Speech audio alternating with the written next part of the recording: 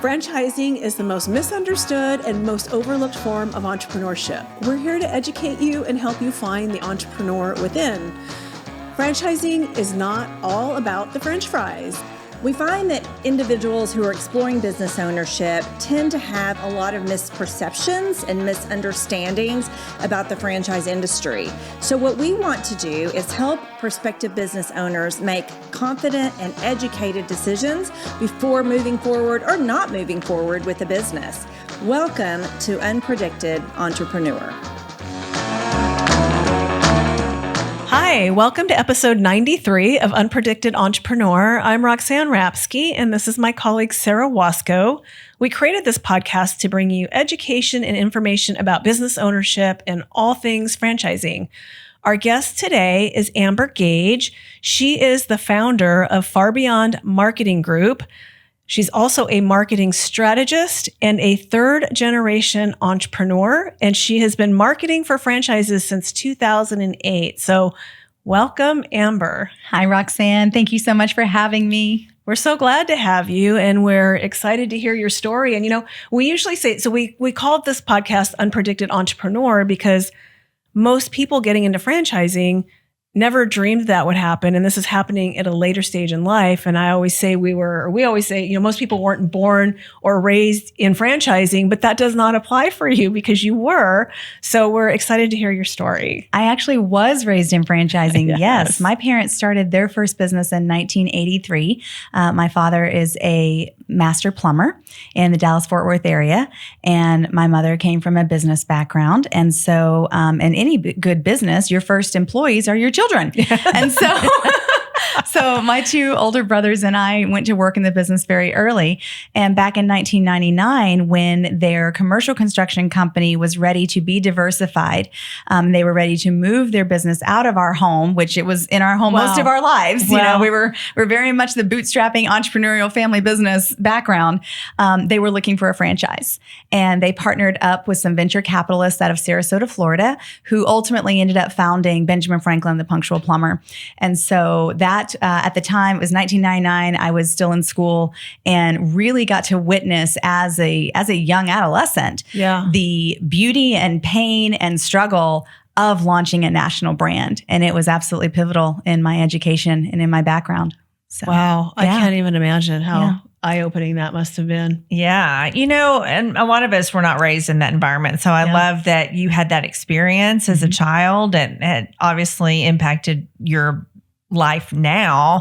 So your parents had multiple locations of Benjamin Franklin Plumbing, right? They did. Yeah. So how many locations did they end up with? So initially, they opened the first 30 franchise locations across the country as part of the operational endeavor, working with the first national brand president and the founders. And then ultimately, they started the Dallas-Fort Worth location, the Houston location, and the San Antonio location. Okay. And so do they still have all those locations now? No, not anymore. My mother is actually in the House of Representatives for the state of Texas. So they sold the San Antonio and Houston, and they did maintain the Dallas-Fort Worth, the northern Dallas-Fort Worth territories. Okay. Very good. So tell us then how your business evolved. You were raised in a family of entrepreneurs and introduced to franchising at a young age. So what prompted you to become a marketing expert for small businesses and specifically, a lot of franchises, right? A lot of franchises are your clients. And then you wrote a book, the Far Beyond Marketing Guidebook. So we want to kind of talk about some of that. Yeah.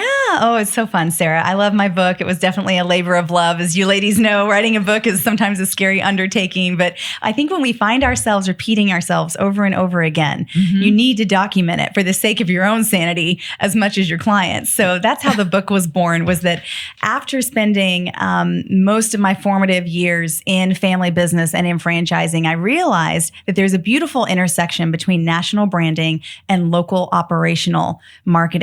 And not very many people talk about the need for both. When you buy into a franchise system, you assume that your marketing, I think many times, is going to be done for you. Yes. But it's not the case. And not only that it's going to be done for you, but that your 2%, 1%, whatever that percentage is, your contribution to that national marketing fund is somehow going to take care of your local market, and it's Right. not true. You have to do both. So let's talk about that. Right. Dun, dun, dun. Exactly. yes. And it's a wake up call, Yes. right? So like anything, Sarah, when I got into it, it was from the School of Hard Knocks. I actually went to the University of Baylor University and got a degree in opera and loved singing around the world with the intent of never coming back to family business, right? How many of us have twists and turns in life and we're like, peace out. We're good. Nope, not going back there. But then ended up coming back and working in the family business. And my parents put the marketing and the customer service and our 24-hour call center underneath my purview.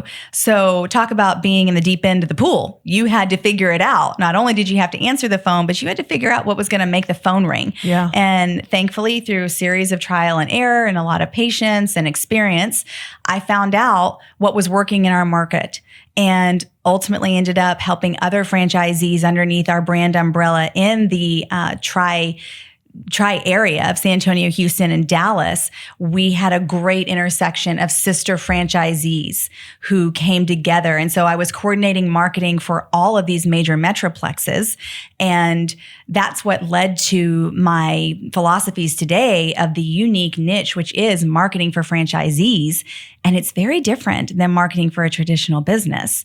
So after doing that for many years, I ended up founding my own marketing company, which went national, selling it to private equity, and then came back and started another business after my non-compete ran out. And that's what we do today is we serve franchisees around the country to get the most out of their marketing and their local market while still staying true to the national branding that they've bought into. Okay, so I want to back up for a second because you breezed right over that, and I caught it in the book, and we didn't talk about this. So you started a business, grew it, and 5 years later, you sold it. I did. To VC or private equity. Yep, private equity. And here you are again now. This is another business. So this is definitely in your blood. And the other thing that you said is that you, I don't want to put words in your mouth, but correct me if I'm wrong, that you feel like marketing companies take advantage of home service companies or am I saying that? I do. I think that so often home service companies and new entrepreneurs get taken advantage of by marketing agencies. And I'm not even placing fault in this scenario because God wired us all differently. Many times a new business owner falls into one or two categories. One, they're kinesthetically inclined, so they're very good at their trade or their craft. And two, they're operationally minded, so they enjoy running the business and the tactics of growing a company, but they don't have the time, energy, or desire to really delve into the intersection of creativity and analytics that is marketing. And it really isn't fair that they should have to have a marketing degree or 20 years of marketing experience to make well-informed decisions about how to grow their business. So what I've found in my career is that when you're talking with home service providers, when you're talking with even family-owned companies that are outside of home service providers, right? It could be any industry, really. There is a lack of empowerment and ownership of their marketing. And so oftentimes in the forfeiture of giving control of their marketing over to a larger agency, they're neglected and they're disappointed with the outcome. And that was really the genesis behind my book is I wanted to provide a back pocket guidebook for every busy entrepreneur so that they could have the down and dirty 411 basics of how to grow their company in the timeline that worked for them in accordance with their budget, but have some good foundational ideologies that they can lean into. Well, and I like that you also provide when you're at this dollar amount in revenue, here's what you should do. And here's what you should expect to spend on marketing, which is more than any of us want to spend, right? Of course. Those dollar amounts are always more than what sounds good. Yes. Yeah. But I think marketing in general is just this big, I don't have a marketing degree. That's not my area of expertise. And I feel like for most business owners that don't have a marketing background, it's just this big valley and we don't know. And everybody's an expert and Yes. and you have to sign a contract for 12 months and you're like, but what if it's not working? And so I think this podcast and the information in it is probably going to speak to a lot of people. And for people even just thinking about starting a business, you have to market your business. You absolutely, and that's the first thing. I know I'm jumping all over the place. That's the first thing people want to cut back on too, which is you need to lean in when times are tough and not cut back because what'd you say you said something about a website that's not, it's optimized. When your website's not optimized, it's like going to a party and sitting in a closet. Yeah. Yes. That was awesome. It's so true. That's a great phrase because interestingly, my career for about 6 years prior to joining FranNet was I worked for a website and online marketing firm, and their clients were mostly independent small businesses, different types of contractors. So exactly who you're probably serving today. So plumbers and HVAC contractors and so forth. And so much of what I learned from them that really kind of was what motivated me to have a stronger interest in a franchise was that those individuals were trying to do everything. Like they were the one that was servicing the clients, HVAC, but they were trying to run the business and do the marketing and everything. And that is, you can't scale a business when you do that. You can't, Sarah. You really can't. And isn't that the beauty of a franchise? Is that you get a business in a box, you get a system, you get a proven infrastructure, you get a territory. Hopefully you get the support from your franchisor to help you to be successful, right? Exactly. You don't have to pave the way on your own. But you don't, to the point of a previous what we were talking about, you can't solely depend on them for your marketing. You're right. Which is a big mistake. And like Roxanne was kind of saying, a lot of people that are going into business ownership, they've been in corporate America, they've never had to do that. And so they're overwhelmed. And so that's what we're so excited to learn about your book that's geared specifically for the franchise industry, to really help those individuals trying to launch their business to give them some direction. Yes. Yes. You really do have to look at any kind of startup business as guerrilla marketing. You are going out into the community and building relationships and building upon the existing relationships that you have. Hopefully, if you're successful and if you're blessed enough to get territory in where you're rooted and you're not starting over, right, somewhere else, that's a different game, which we don't have time to talk about today, but that is absolutely a different game. And a lot of people do that. And they do, absolutely. So, but when you're starting out, you're relying on relationships that you're building, and that's bootstrapping. Yeah.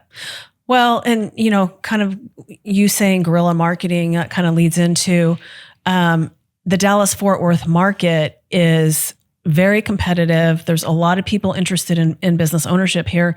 So what people find, they get online and they start looking for these well-established brands.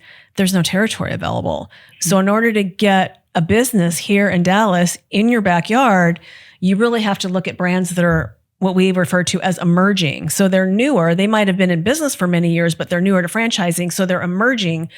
So all that national branding isn't there, but that doesn't mean it's not going to work, right? So right. I agree with that completely. And I always like to cheer for the underdog. So give me a brand that's up and coming, and let's look at the bell curve of opportunity and the opportunity to even impact change operationally when you get in on the ground level of a franchise system where your voice and your expertise could actually help to impact the direction of the brand as a whole. Territory is absolutely important, but the longevity and the plans that you have in mind as a business owner, that really should come to the forefront of your decision. Why are you getting into a franchise? What is your end goal? My dad always said, never get into a situation without knowing how you're going to get out of it, right? Yes. So if you have this plan and you're in this for the long haul, why not participate in something that's new and groundbreaking? You're going to be building your brand and building your business anyway. Well, yes. And that's such a good point, because I have had people tell me, well, why am I buying a franchise if there's no brand recognition? Yeah. Well, even if there's brand recognition, there's still work, right? Just because you open a brick and mortar on the corner does not mean that customers are going to come inside your door. They're just going to flood your door. It's not the way it works. No. Right? Mm-mm. So, no, people do business with people that they know, like, and trust. And that means it starts with the business owner. Absolutely. Yep. Absolutely. So on that subject, so now, we have a new business. We've got to figure out how to market it. One of the great things about your book is you talk about different ways to go about doing that, and then having it internal versus outsourcing. So let's touch a little bit on that, because I think it's important for people to realize they don't have to have this full-time marketing person on staff when they first start their business to try to get them up and running and get that brand recognition. Right. So elaborate on that a little bit more for us. I think you have to look at what you love to do and delegate your lesser strengths. Delegate the things that you're not passionate about, because we all know that if we don't love it, we're not going to do it. So that's a huge part of having someone that you can offload to. If you are blessed enough to start your business with some funding and you can hire someone from the outside, great. You're going to scale faster because you have the investment funds to dedicate. If you don't, and you are going to have to bootstrap a little bit, then knowing exactly where every dollar is going and how you're going to get a positive return on investment is crucial. And we offer some downloadable guides to help people with that on our website at farbeyondmarketing.com. But I'm a fan of the hybrid model. I believe that you should always have your fingers in your marketing to understand how it's impacting you operationally, and have a great team of experts that you can trust, whether they are strategists, whether they are tacticians, and you're leaning into some of those things that you don't want to own internally, but you also recognize you're going to benefit from having done on the outside. So maybe you can empower someone on your team to oversee that partnership, that relationship, but you don't actually have to own it 100%. So I think it comes down to budget, life cycle of the business, desired growth rate, and really, if you're passionate about it. I mean, there are some entrepreneurs that love marketing and they rock it. And there are some entrepreneurs that don't want to touch it with a 10-foot pole. To thine own self be true. Yeah. I'm probably somewhere in the middle, and probably where I fall down the most reading your book is the analytics part. So, all this data doesn't do you any good if you're not analyzing it and understanding how it's impacting your business. So, someone's got to do that. And if you're not doing it, then that person on your team needs to be good at it, or you have to have a trusted partner that you trust is going to be analyzing that information for you. And I guess one of the biggest downfalls, you said, of being with a big agency is you might not get the attention that you need because they've got other clients. Right. I don't think it's fair to put everyone in the same swim lane. I think everyone deserves to have a marketing plan that is aligned with their operational goals and efficiencies, and making sure that there's a marriage between operations and marketing. Marketing works best when it is aligned with the operational goals of the business. And numbers don't lie. They just tell a story. So if you're not looking at the numbers, if you don't have insight to dashboards, if you're not understanding how those numbers correlate back to your revenue generation, your impressions, the number of trucks or inbound calls, well, then how do you know if your marketing is actually working? I believe a good marketing partner should empower you with knowledge, information, and should do work for hire. Everything a marketing partner does should belong to the entrepreneur. Yeah. Really good insight, because I feel, again, like I already said, that most people are just so overwhelmed and don't know how to go about getting started. And so, let's say somebody is trying to figure this out. How do they even know where to begin with? Like, how do they figure out where to invest their marketing dollars? I know that's part of the role that you play in helping them. So tell us a little bit about, the services that you offer and how you help an entrepreneur or a business owner determine and discern where to best spend their dollars. Sure. And how much, because you had some eye-opening numbers in your book. Numbers can scare some people, right? Yes. Yeah, it's true. Yes. Well, your marketing should grow as your company grows. And we hit on this earlier, that there's always a temptation when business slows down to cut the marketing. And all you're doing is self-perpetuating a defeating cycle. If you're cutting your marketing when business goes down, you need to lean in, like Roxanne said, to your marketing and keep things going instead of panicking, right? Maybe you need to diversify a little bit more and reallocate some funds to a different area, but don't pull back when the business slows down. I like to give everyone a checklist of basics of marketing. I think you should have a one-liner. You should know how to talk about your business in a way that makes people shut up and listen. Everyone wears a sign that says, "Make me feel special." So rather than cramming your brand down someone's throat, talk about the problems that your company solves on behalf of your clients, and make sure that they can understand the benefit of what it looks like to work with you. That leads to the next element, which is a really great website. If your website is clear, then people will understand what you do and they will be interested in taking an action. But a website has to be well optimized, and it has to have a clear call to action. The average person, did you know that average person spends less than 4 seconds on a website? Wow. I knew it was a small number. I didn't know it was that small. Yeah, 3.5 seconds. Wow. They're going to bounce. So if you're not grabbing their attention. Yes. And if your words are not aligned with the visual aids on your website, forget about it.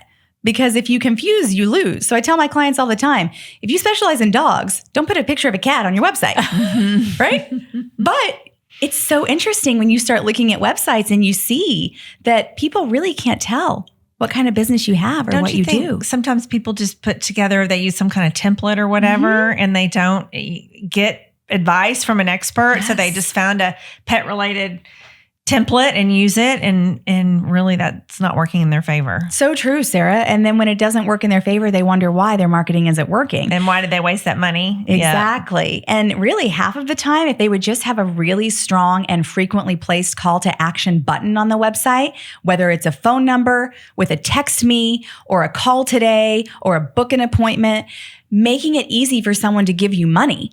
That's really important. Yeah, I used to advise people because I did work for that website company and I left in 2012. So a lot has changed since then. But, it was like, don't make your phone number hard to find. If the phone number, you have to scroll for it or your contact information. That whole contact us, like, why is that so hard to find? I know, right? Especially if you're needing business now, like big, bold, make it your billboard, and right? it has to be mobile friendly Yes. as well. Most people are not on their computer. They're on their phone. And then you get on these websites that don't function well on a phone still. Yes. You had a term for that. You're like, there's mobile something and then mobile optimized. Like mobile friendly versus mobile optimization. Maybe that was it. Yeah. Maybe so. Well, we know that the vast majority of the world spends their lives on their smart devices, right? So if you're not mobile optimized, you're missing the opportunity for sure. And another component that you have to make sure that's also mobile optimized on your website is a lead generator. You're spending money to get people to come to your website.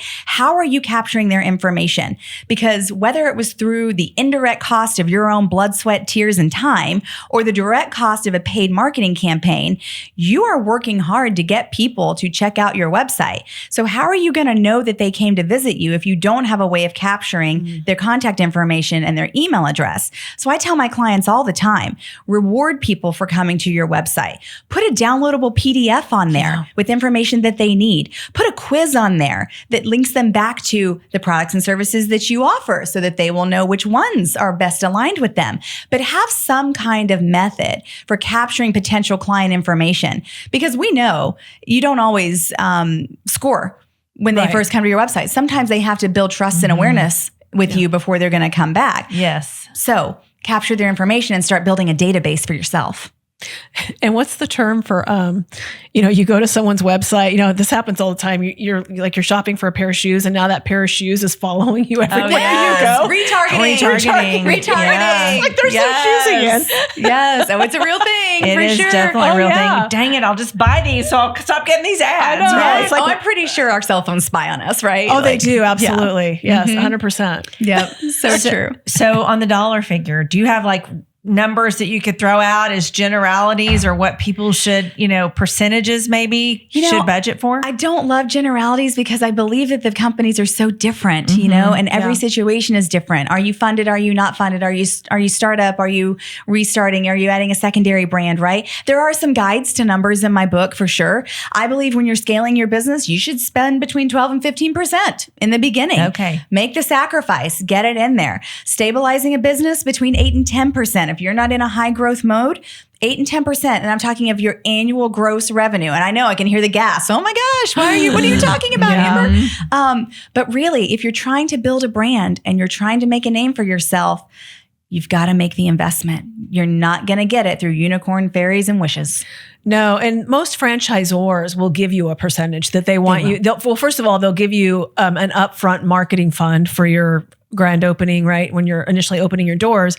But then there's usually a certain dollar amount that they're going to tell you in that first year that you should be spending per month. And some people's, it does make some people gasp, but, I've had clients where, they've looked at two different businesses. One is where you have to be out really in the market, marketing the business. It doesn't do well with digital advertising, or you've got something else that does really well with digital advertising, which is more expensive, but costs you less of your time. Yes. So one way or the other, you're going to pay to market either with your own blood, sweat, and tears being out in the market or by driving people to you with digital marketing. And my response to that is always, at the end of the day, how much money are these people bringing home? Yes. Right? Because if you have to spend X amount of dollars to market, but that's going to get you to where you want to be and earning the kind of money that you're making, is that going to be better than the one where you don't have to spend, but you make less money? So you have to think about all that. Yeah. These are decisions that you as the empowered business owner get to make through the freedom of entrepreneurship and franchising, which is a wonderful life. There's nothing better than entrepreneurship. Yeah. I mean, there's just no better life. Well, and we didn't talk about this, but your grandfather was also an entrepreneur. Yes. Yeah. And I was dying when you said, I had to look this up. I played with these and I knew what they were, but I had to look him up to be reminded. He made clackers, right? He did. He made clackers. He had a clacker factory. Yeah. So you guys are going to have to look that up if you're from, if you were born in the 60s, you know what that is. He was a man of many trades and was an empowered entrepreneur. Never, I wouldn't say he was ever incredibly successful from a tangibility perspective, but he valued freedom over money. And so that was very much his background. And I believe that especially where we are in Texas, we value a lot of freedom. We take a lot of pride in that, but we also appreciate the flexibility that entrepreneurship and franchising brings to our families. Yeah. And it's just a great life to have. You know? Well, that certainly wore off on your mom who instilled that in you and attracted your dad to her and all that fun stuff. We're just a bunch of, I tell people we don't really have a family tree. We have a family hedge. We're just kind of all, we're all commingled in there somewhere or another. Yeah. Well, as we chat about entrepreneurship and all the blessings that come with it, if somebody's thinking about entrepreneurship, starting a business, buying a franchise, what have you, what would be a tip or some piece of advice that you might give them as they explore? I really think partnering with experts like the two of you is hugely important because you have the insight to make recommendations that are well-informed to match the right brand with the right operator. Sometimes we don't know ourselves. It's hard to look in the mirror, right? So I think hiring an expert to guide them on the process is absolutely key. The second thing that I would say is begin with the end in mind. What kind of a business do you want to run? Do you want the opportunity to have multi-units? How big does this need to go? Do you want to pass this down to your children? Do you want to just work for a few years and flip it? You ladies are the experts to know that the different goals that an entrepreneur has should absolutely inform the type of business that they want to start.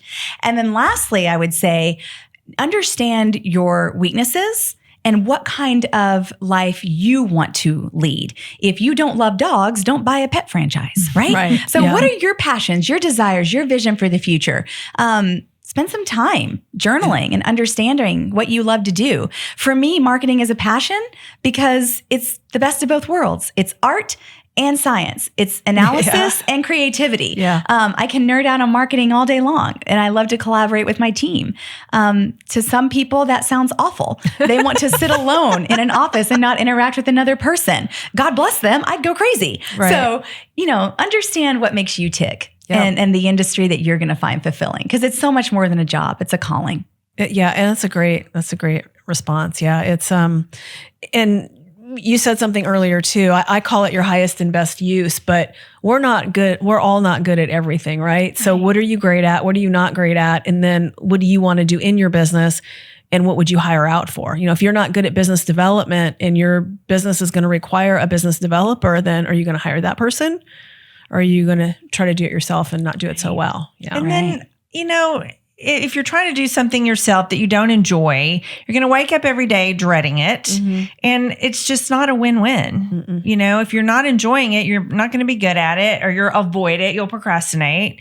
And so it's really important. And this is a lot of the conversations that we have is, what do you want to wake up and do? And then what would you hire out, and how would you manage a person, or would you manage a person to do these other things? So, Great tips. Great tips. So if somebody wanted to get a hold of you and hire you or, get your book, how would they reach you? Yeah. Well, I'm very privileged to say that my book is an international bestseller now on Awesome. Amazon. So Yay. that was exciting. So you can get the Far Beyond Marketing Guidebook on Amazon.com.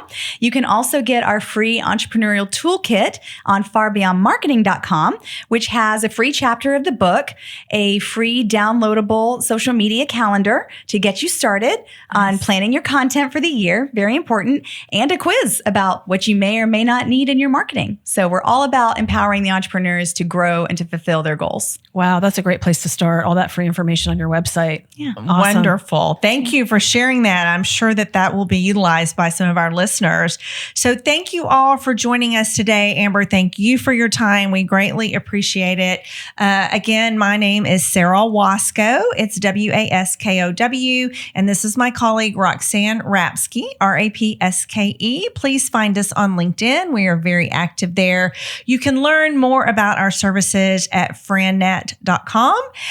You can also listen to other podcasts wherever you enjoy your podcast, whatever your favorite podcast platform is. Again, it's Unpredicted Entrepreneur, and you can also find us on our YouTube channel at Frannet of Dallas, Fort Worth, and Oklahoma. So thanks for joining us. Bye.